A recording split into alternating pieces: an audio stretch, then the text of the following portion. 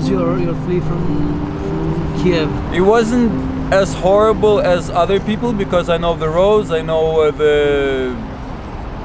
I know the ways. So the road was very hard. It's tough. Sometimes there would be no roads where I went, but we managed to do it in 12 hours. So I think it's a big success. Can you tell me the moment that you decide to leave the city, leave your home? What did you talk with your wife? Well, the decisive moment was after the first air raid and the first missile attack, because everybody would panic, right? So I didn't want to go on the first wave because I knew everything would be blocked, and I still had to get my wife, some chance because I was prepared, but she was not, both mentally and so I had to, convince her to tell that we're doing the right thing.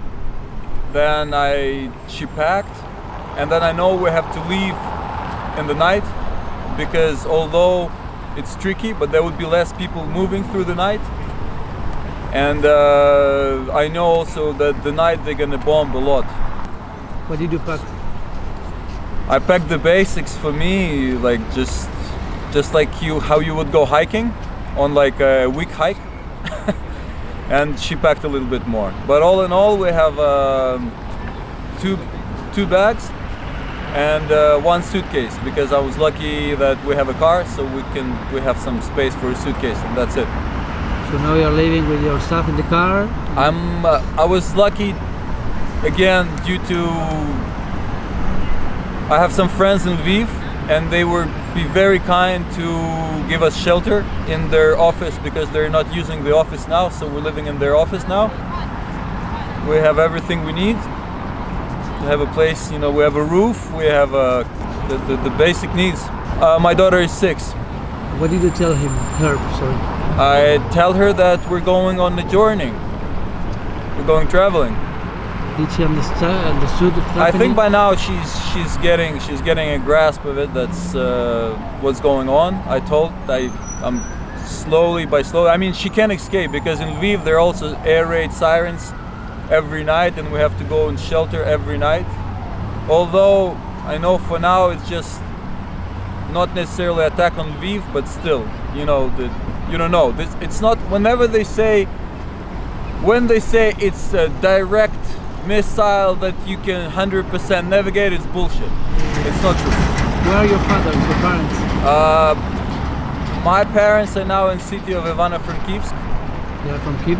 They're from Kiev as well. They escaped on the very, very last minute because my mom, she's ill, and my dad also had to take her to Ivano-Frankivsk. But now he joined the army unit that's about to go. He's 64 years old. Your father is 64. joining the army? Yeah. Is he a military? Yes. So he's joining the army to take the weapons if he needs? Yes, exactly. And what do you feel? How do you feel about it? I feel proud. I want to do the same. We're all gonna die. Every human being is born, he lives his life, and he's dying. And sometimes there comes a decisive moment in your life where you may die, So you would die anyway, but either you would die a free person or you would face a concentration camp. So like if you speak Ukrainian, you're a Nazi. If you support Ukrainian armed forces, you're a Nazi. If you fought in 2014 in street battles, you're a Nazi. That's just like that. Yesterday we talked about a little bit, but you told me that you feel a little bit guilty because you are not... I feel guilty, yes, because all my good friends are now in Kiev, and my wife's parents are in Kiev as well, and there is nothing I can do. So your father-in-law is in Kiev now? My father-in-law, yes. Why? Because he's decided to stay. It's his home. He said he would never leave. He would never go, and he will fight. How old is he? He's 55. And he wants to fight? He wants to, yes. He has to? If he has to, he will. So you have to decide to protect your family, as many men here did done. I think right now the situation is, for example, I've asked my friend from Lviv, can I join the Lviv region? And he says right now no, because everything is fully booked, and that's one thing. And the second thing, I think all the all the guns have been given. So, There's no weapons. so I have to wait. But I gave my phone number, and I'm waiting on the waiting list.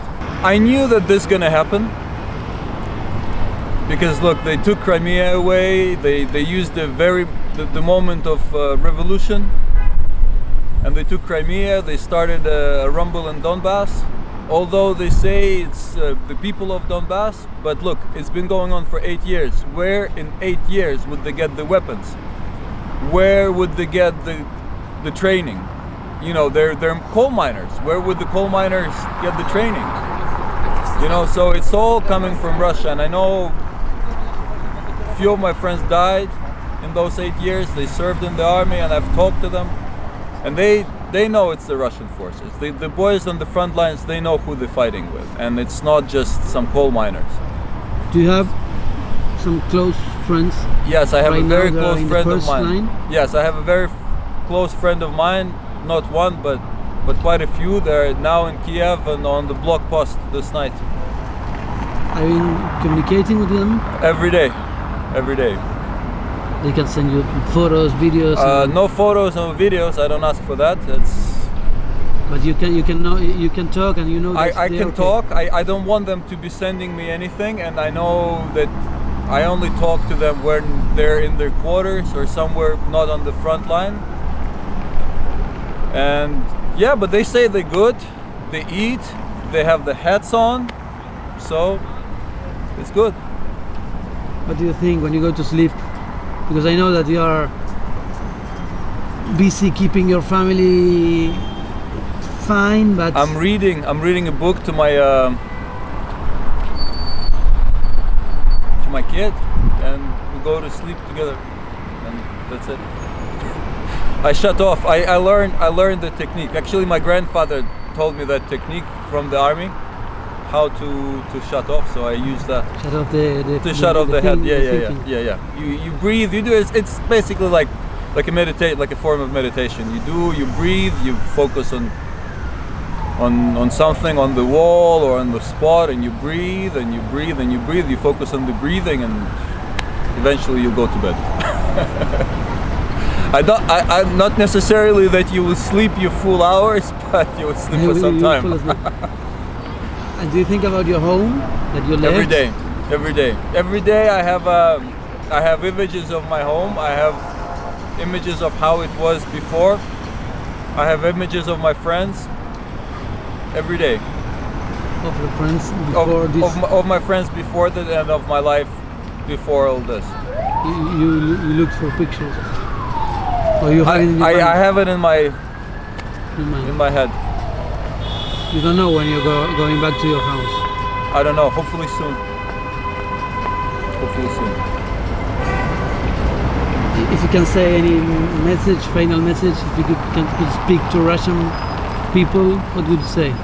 And we have to unite. And there is no place to wage a war like that in 2022. So what you can do is you can get up, unite, and overthrow your leader, which is telling you bullshit. He's telling you lies. You're living a miserable life which you don't deserve to live. I know you guys. I mean, I've skated with you. You stayed in my home.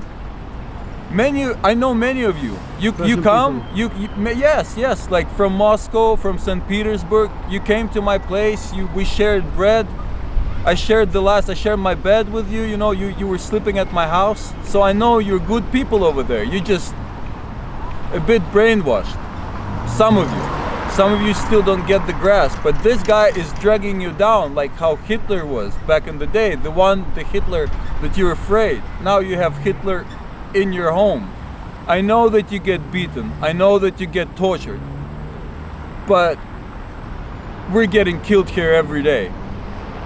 So let's unite. I mean, there's no shame in dying. And it's no shame in dying for freedom. Really, you could take that step, and the sooner you take that step, the sooner this all gonna end. And I mean, I'm your friend. I'm not saying that the Russian people are bad. No way. One of my grandmothers is Russian. You know, she came from Ural. So But I don't want gulags, and you don't want gulags, you know, because don't forget your history. Don't forget those guys that were sent to Siberia for nothing.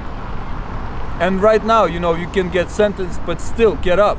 I mean, how many of them are there? How many? Like, you're millions. If millions of you march of the streets of Moscow, there would be nothing they could do. That's all I have to say.